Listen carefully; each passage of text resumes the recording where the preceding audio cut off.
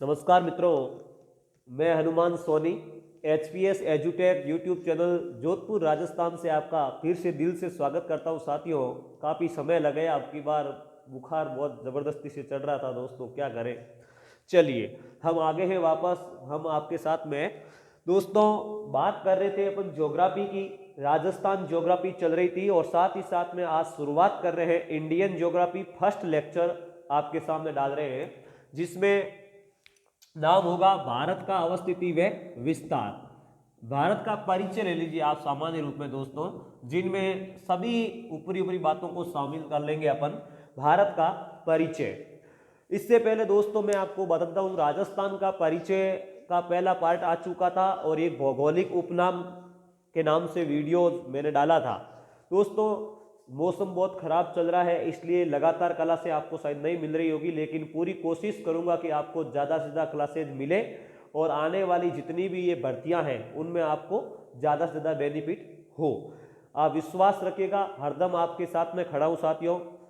अब दोस्तों आपसे एक विनम्र निवेदन है कि अगर चैनल पर डाली हुई सामग्री आपको पसंद आ रही हो तो दोस्तों प्लीज़ चैनल को सब्सक्राइब करो और लाइक एंड शेयर करना नहीं भूलें। आपका एक सब्सक्राइब ही हमारा दोस्तों बहुत बड़ी एक अभिप्रेरणा है। हम इस सब्सक्राइब को देखकर ही बहुत मेहनत करते हैं और आगे बढ़ते हैं। चलिए दोस्तों, भारत का परिचय आपके सामने आज रखूंगा। शुरुआत करने से पहले थोड़ी सी पृष्ठभूमि आपके सामने रख रहा हूं कि भारत का जो नाम है भारत, वो भारत क्यों पड़ा, इसको अलग किस किस नामों से पुकारा जाता है, भारत का परिचय अपन क्यों पढ़ते हैं।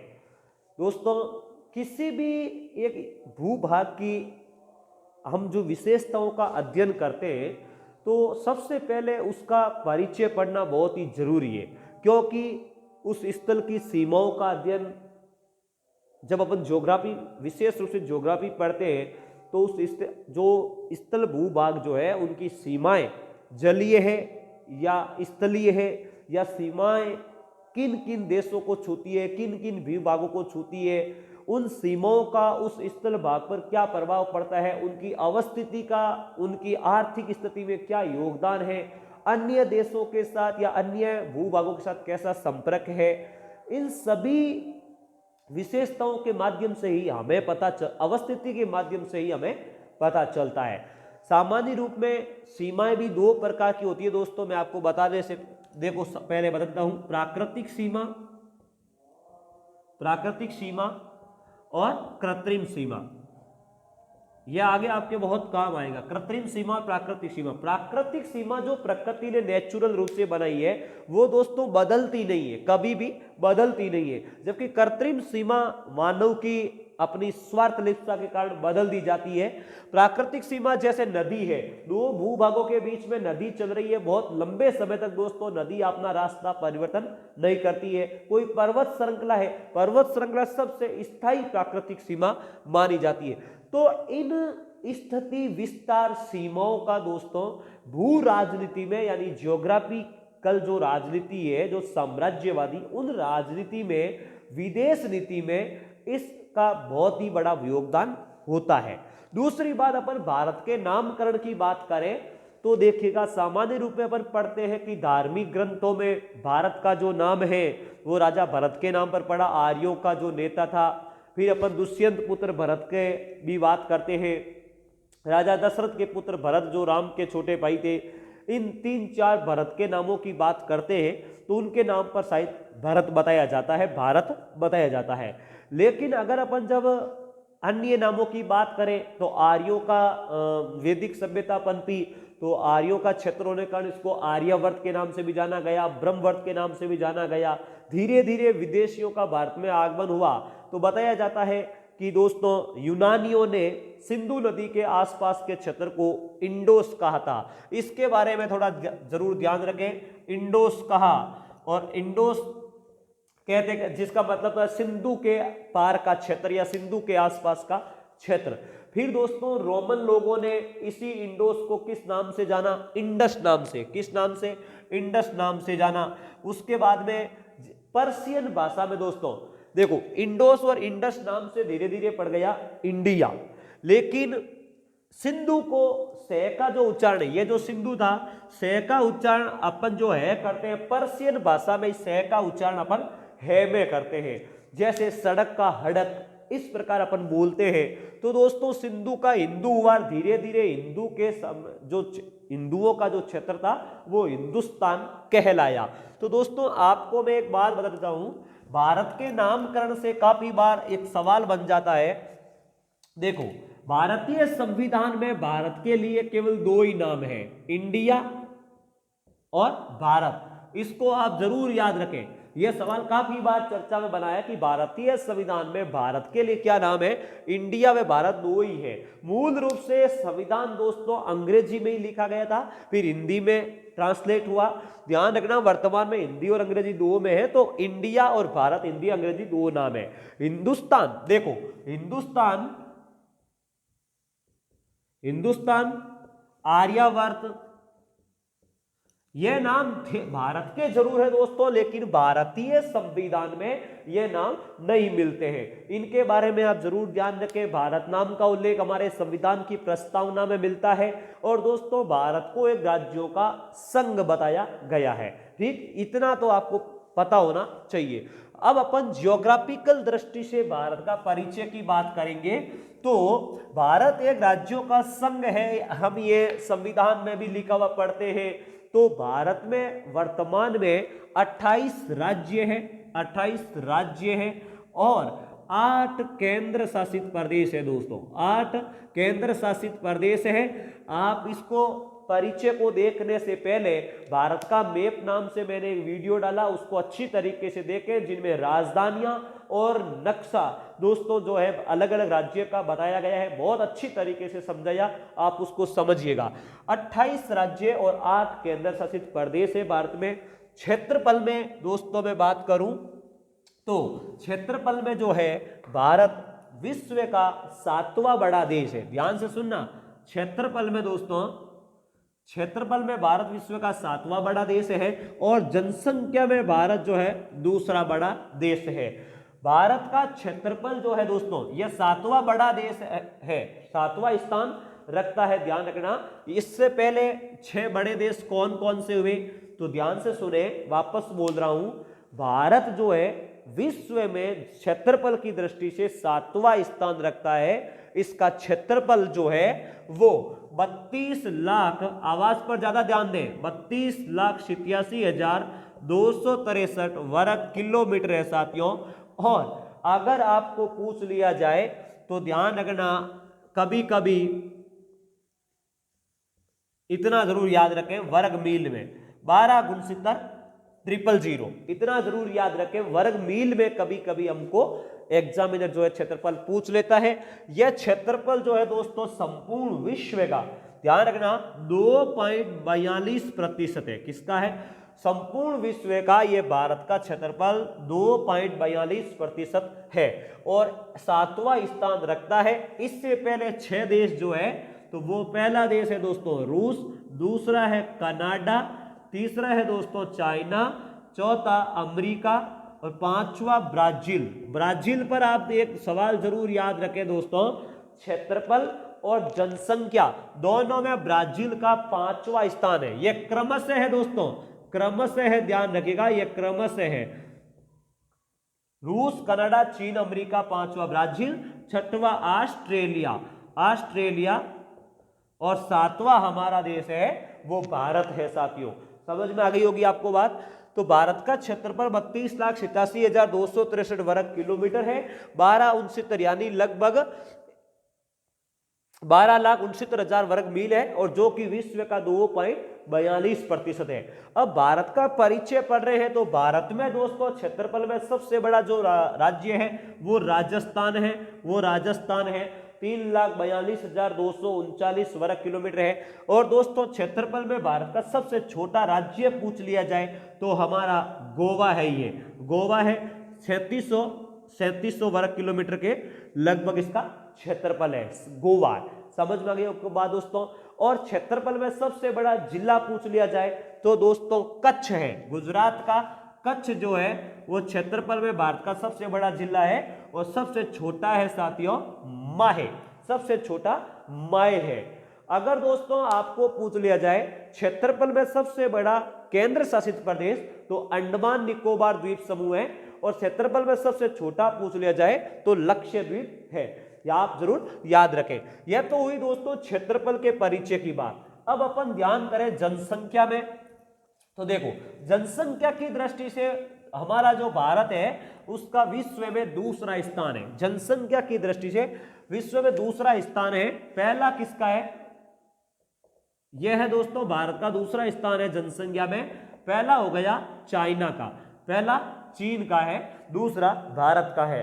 तो भारत की जनसंख्या पूछ ली जाए तो दोस्तों ध्यान रखना 1,21,08,54,977 है।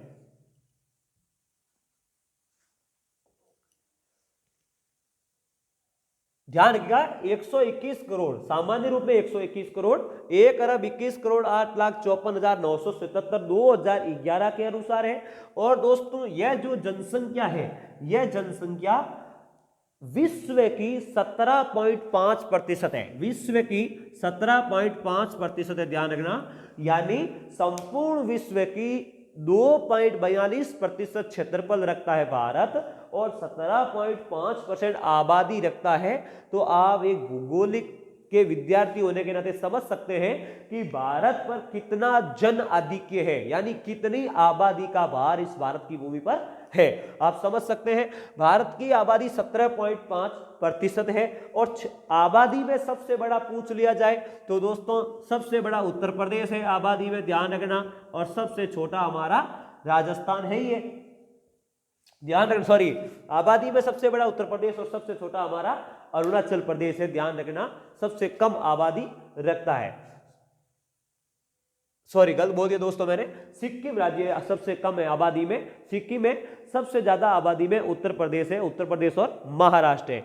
तो यह तो हुई हमारी आबादी की बात। अब दोस्तों भारतीय जो परिचय पढ़ते हैं तो हमें पढ़ना जरूरी होता है अक्षांश व देशांतर। तो ध्यान रखना आप इस तरीके से एक बनाइएगा और समझिएगा। माना कि यह जो इसके बीच में दोस्तों भारत होगा, तो ध्यान रखना आपको मैं अक्षांश देशांतर बता चुका हूं। भारत दोस्तों पूर्ण रूप से अक्षांशीय दृष्टि से उत्तरी गोलार्ध में है और देशांतरीय दृष्टि से पूर्वी गोलार्ध में है। रिपीट कर रहा हूं, भारत अक्षांशीय दृष्टि से उत्तरी गोलार्ध में और देशांतरीय दृष्टि से पूर्वी गोलार्ध में। आप पीछे के वीडियो जाकर देखें, आपको सब पता चल जाएगा। तो भारत का जो अक्षांशीय विस्तार है, मुख्य भूमि है यहां पर दोस्तों, तो 8 डिग्री 4 मिनट से 37 डिग्री 6 मिनट उत्तरी अक्षांश होगा, क्योंकि भारत जो है दोस्तों भूमध्य रेखा के उत्तर में स्थित है। और देशांतरीय विस्तार की बात करूं तो 68 डिग्री 7 मिनट से 97 डिग्री 25 मिनट पूर्वी देशांतर भारत का विस्तार, पूर्वी देशांतर देशांतरीय विस्तार है।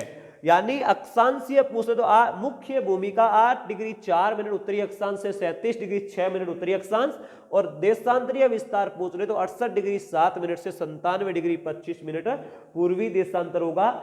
अक्षांशीय दृष्टि से भारत पूर्ण रूप से उत्तरी गोलार्ध में है और देशांतरीय दृष्टि से भारत पूर्ण रूप से पूर्वी गोलार्ध में स्थित है। भारत दोस्तों एशिया महाद्वीप में दक्षिणी एशियाई देशों के मध्य में स्थित है, जिसकी राजधानी नई दिल्ली है। कंसेप्ट क्लियर हुआ। अब दोस्तों हम जब क्षेत्रफल की बात कर रहे थे तो भारत का जो क्षेत्रफल अगर मैं अन्य देशों से तुलना करूं तो पाकिस्तान से 4 गुना बड़ा है। भारत का क्षेत्रफल पाकिस्तान से 4 गुना बड़ा, जर्मनी से लगभग 9 गुना बड़ा है दोस्तों, और नेपाल से 22 गुना, बांग्लादेश से 23 गुना बड़ा है। लगभग इतना बड़ा भूभाग हमारे भारत के पास में पड़ोसी देशों की तुलना में है।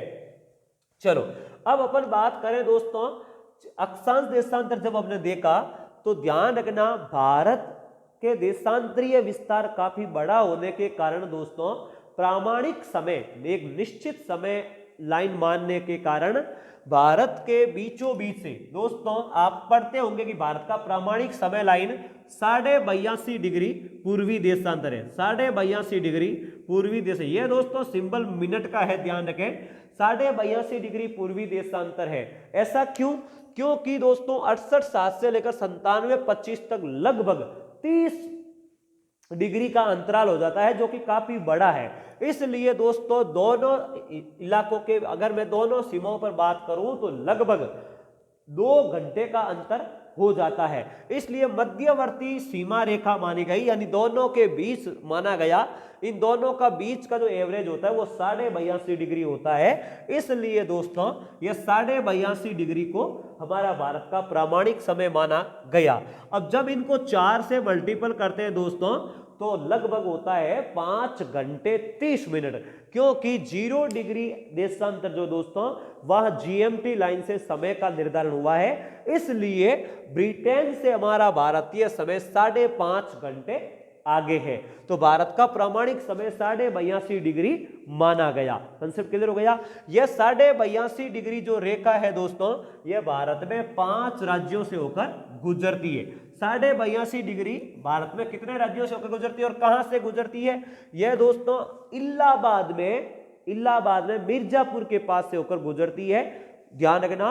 और यह 5 राज्यों से होकर गुजरती है, ध्यान रखना। उत्तर प्रदेश, पूरा नहीं लिखूंगा साथियों, उत्तर प्रदेश, मध्य प्रदेश, आंध्र प्रदेश, छत्तीसगढ़ और उड़ीसा। इन 5 राज्यों से होकर दोस्तों यह 82.5 डिग्री गुजरती है। देश जो प्रधान समय लाइन है हमारे भारत की, और दोस्तों मुख्य रूप से निर्धारित हुई है इलाहाबाद के पास, मिर्जापुर के पास में दोस्तों, ध्यान रखना। कहीं पर नैनी भी आपको लिखा हुआ मिलेगा। अब दोस्तों यह 5 राज्यों से होकर गुजरती है। कर्क रेखा जो है भारत के लगभग मध्य से होकर गुजरती है, बीचों बीच से होकर गुजरती है कर्क रेखा। देखो भारत की अगर अपन आकृति की बात करें तो दोस्तों लगभग अनियमित चतुर्भुजाकार की भांति है, या विषम कोणीय चतुर्भुजाकार कह सकते हैं। लेकिन अगर भारत में बीचों बीच से गुजरने वाली कर्क रेखा को एक आधार माना जाए तो उत्तर व दक्षिण की ओर 2 त्रिभुज अपन बना सकते हैं। ऐसे दोस्तों, ऐसे अपन 2 त्रिभुज बना सकते हैं। यह प्रायद्वीप, तो देखो भारत की आकृति विषम कोणीय चतुर्भुजाकार की तरह बन जाती है, क्योंकि उत्तर में सियाचिन ग्लेशियर, हिमालय वाली स्थिति आ गई, दक्षिण में यह प्रायद्वीप, ये भारत वाली, मध्य में दोस्तों ये कर्क रेखा भारत के बीचों बीच से गुजरती है। तो ध्यान रखिएगा, कर्क रेखा भारत में 8 राज्यों से होकर गुजरती है। कितने राज्यों से होकर गुजरती है? 8। कौन कौन से राज्य दोस्तों? ध्यान रखना, क्रम अनुसार अपन पश्चिम से पूर्व की ओर चलेंगे। गुजरात, राजस्थान, मध्य प्रदेश, छत्तीसगढ़, झारखंड, पश्चिम बंगाल, त्रिपुरा और मिजोरम। दोस्तों त्रिपुरा की राजधानी अगरतला, हालांकि निकटतम शहर है कर्क रेखा के, लेकिन झारखंड की राजधानी जो रांची है वो दोस्तों कर्क रेखा के प्राय ऊपर मानी जाती है। यह थोड़ा ध्यान रखिएगा आप। और सर्वाधिक कर्क रेखा की लंबाई मध्य प्रदेश में है, यह ध्यान रखिएगा। चलिए, यह तो हुई कर्क रेखा की बात। अब अपन बात करें दोस्तों, कर्क रेखा भारत के बीचों बीच से गुजर रही है, और ध्यान रखना भूमध्य रेखा से जो भारत है वो काफी दूर है। इस आधार पर अपन कह सकते हैं कि भारत की जो जलवायु है वो सामान्य रूप में उपोष्ण कटिबंध और उष्ण कटिबंध दोनों है, लेकिन दोस्तों ये एक मानसूनी जलवायु का अंग है। तो भारत की जलवायु को उष्ण कटिबंधीय मानसूनी जलवायु माना जाता है। चलिए, अब दोस्तों अपन बात करें, भारत में कुल 28 राज्य और 8 केंद्र शासित प्रदेश है। तो ध्यान रखना, भारत में मैं पहले ही बता दूं 5 राज्य जो है दोस्तों वो अंतर्वर्ती है, उनके न तो किसी राज्य की सीमा लगती है न ही किसी देश की सीमा लगती है। वो कौन से हैं? तो देखो, सबसे पहले हो गया हमारा हरियाणा, फिर मध्य प्रदेश, छत्तीसगढ़, झारखंड, तेलंगाना। ये 5 राज्य दोस्तों जो है अंतर्वर्ती राज्यों की संज्ञा दी जाती है। इनकी सीमा न तो किसी देश के साथ लगती है न ही किसी राज्य के साथ में दोस्तों इनकी सीमा लगती है। और हम आगे बात करें तो ध्यान रखना, पहले दोस्तों 3 केंद्र शासित प्रदेश थे, आज 2 ही है जो अंतर्वर्ती माने जाते हैं, जिनमें चंडीगढ़ और दिल्ली। इनकी सीमा भी न तो किसी देश के लगती है और न ही किसी राज्य के। भारत की जो प्राकृतिक सीमा है, आप एक एक बात को नोट करें दोस्तों, भारत की जो सीमा है वो लगभग 22,700 किलोमीटर है। ध्यान रखना दोस्तों, भारत की जो बाउंड्री है वो भारत की सीमा, ध्यान से सुनना, मैं सीमा भारत की बात कर रहा हूं, भारत की जो सीमा है वो 22,716 किलोमीटर लगभग किलोमीटर है, जिनमें से दोस्तों भारत जो है स्थल और जल दोनों को छूता है।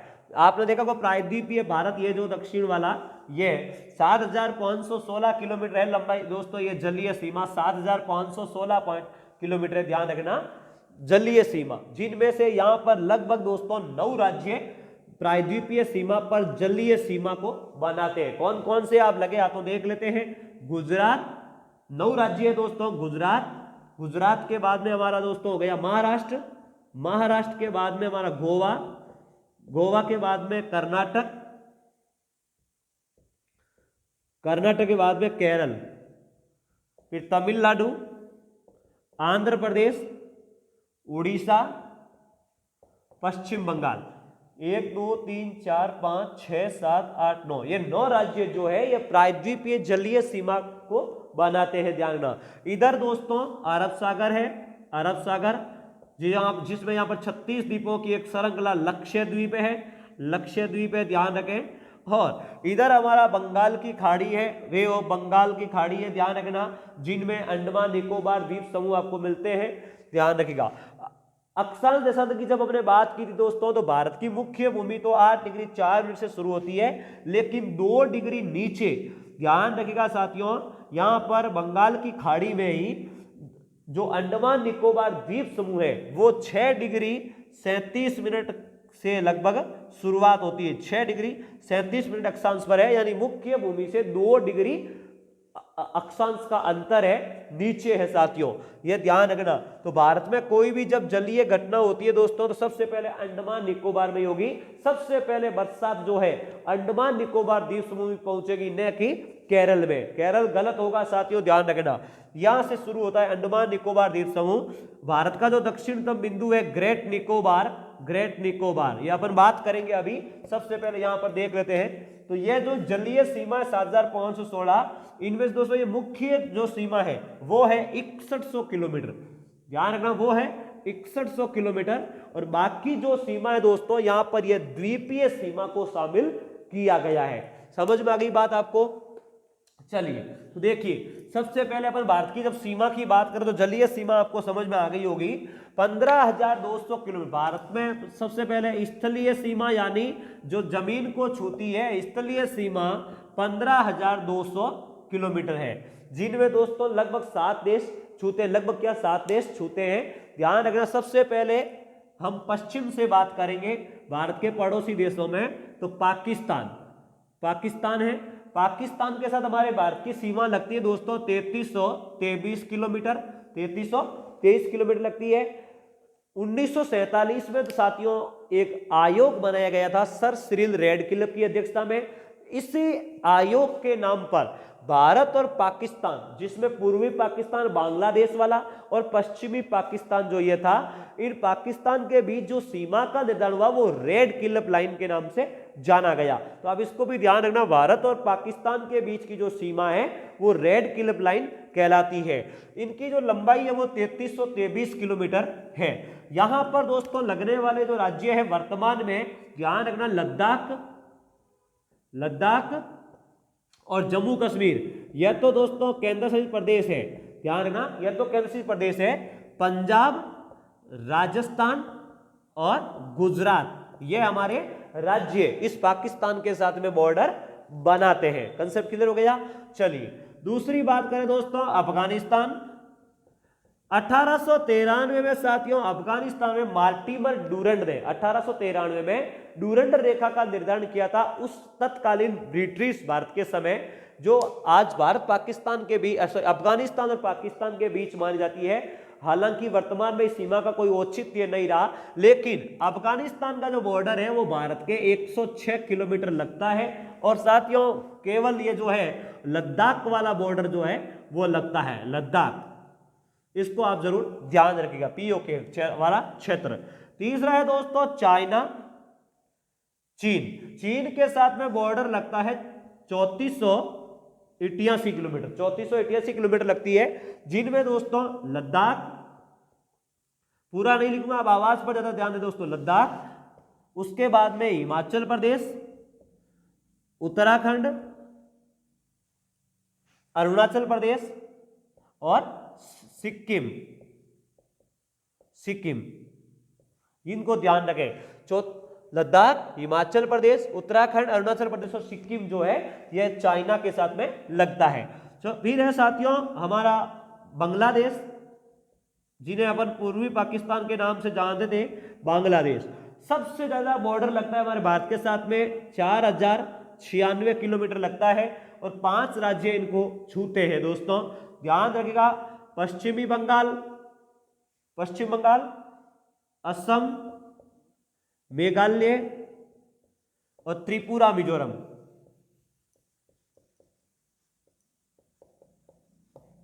यह है हमारा बांग्लादेश के साथ में।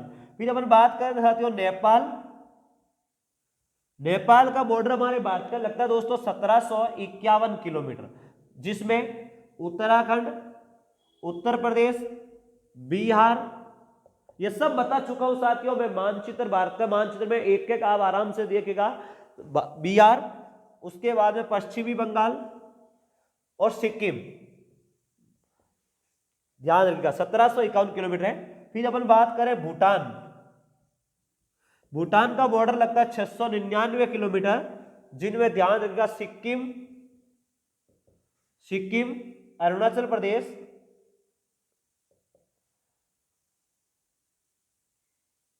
असम और पश्चिमी बंगाल, ये 4 जो है इनके बॉर्डर को छूते हैं। एक बच गया दोस्तों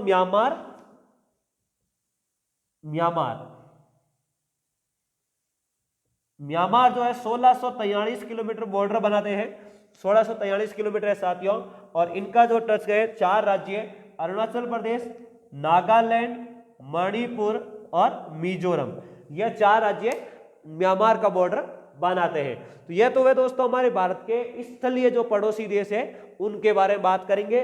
भारत का जो श्रीलंका जो है साथियों वो जलीय पड़ोसी देश है, सबसे निकटतम। श्रीलंका के बाद में इंडोनेशिया है, ध्यान रखना।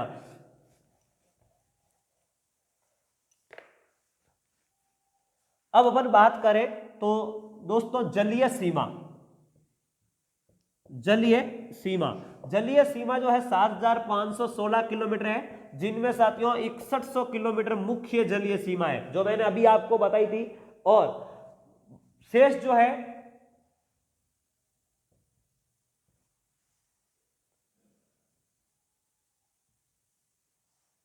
ये आप इसमें से आप घटा देना, 7516 में से 6100 घटा दोगे, जो पीछे बचेगी लगभग, तो वो जो सीमा है वो हो जाएगी हमारी, ये जो द्वीपीय श्रृंखला है लक्षद्वीप, अंडमान निकोबार द्वीप समूह, इनकी जो है सीमा जलीय सीमा होगी।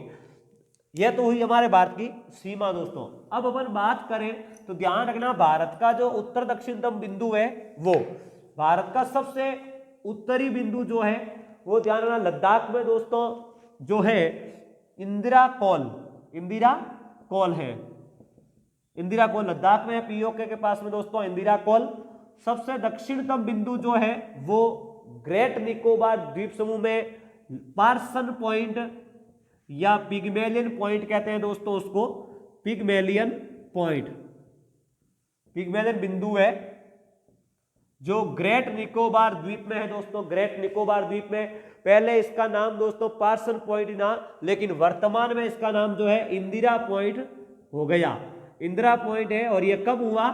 10 अक्टूबर 1985 को, 10 अक्टूबर 1985 या 31 अक्टूबर 1984 आदरणीय प्रधानमंत्री इंदिरा गांधी जी की मृत्यु हुई थी। और दोस्तों उन्हीं के नाम पर काफी नाम चेंज किए गए थे। तो 10 अक्टूबर 1985 को क्या कर दिया गया, इंदिरा पॉइंट नाम कर दिया गया। ग्रेट निकोबार द्वीप समूह में स्थित है दोस्तों। पूर्वी पॉइंट जो है वो ध्यान रखना दोस्तों, वालांगू अरुणाचल प्रदेश में है, वालांगू अरुणाचल प्रदेश में है। और पश्चिमी पॉइंट जो है, कई बार आपको कीबीतू लिखा हुआ मिलेगा, कीबीतू, कहीं पर आपको गोरमोथा लिखा हुआ मिल सकता है। ऑप्शन काम करता है, ध्यान रखना गुजरात में है साथियों, गुजरात में। यह पूर्वी पश्चिमी उत्तरी दक्षिणी पॉइंट आप जरूर याद रखें। इंदिरा कॉल, इंदिरा पॉइंट, वालांगू अरुणाचल प्रदेश, कीबीतू या गोरमोथा गुजरात। कंसेप्ट क्लियर हो गया। चलिए अब दोस्तों और अपन भारत के बारे में बात करें तो देखो, भारत के उत्तर में हिमालय पर्वत है जो सबसे नवीनतम श्रृंखला है। दक्षिण में प्रायद्वीपीय पर्वत जो सबसे प्राचीनतम मानी जाती है। मध्यवर्ती गंगा यमुना के नदियों द्वारा भरा गया कांपीय मिट्टी का मैदान है साथियों। ये अपन जब भारत का भौतिक विभाजन पढ़ेंगे तब बातचीत करेंगे। भारत में ध्यान रखना सेवन सिस्टर्स, एक दोस्तों यह भी काफी सवाल पूछता है, सेवन सिस्टर्स।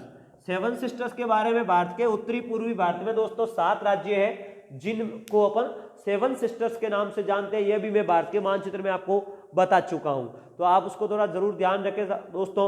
और अगर अपन बात करें तो